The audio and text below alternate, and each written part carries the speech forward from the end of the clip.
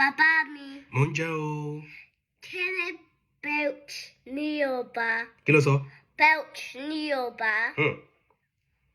Belch. You mean B-E-L-C-H?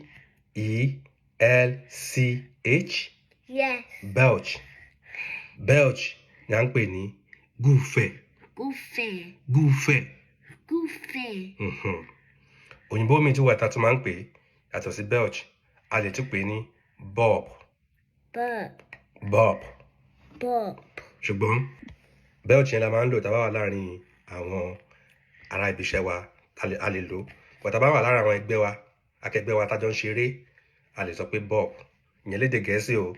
Ṣùgbọ́n ní èdè Yorùbá, gùfẹ̀ ni belch. Ṣó ti yé? Bẹ́ẹ̀ni. O tún lè pè ní belch.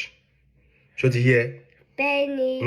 Bẹ́ẹ̀ni. Ṣùgbọ́n ní Yorùbá tó bá ti gùfẹ̀, àní bàbá mi mo ti gùfẹ̀. Bàbá mi mo ti gùfẹ̀. Mo ti gùfẹ̀.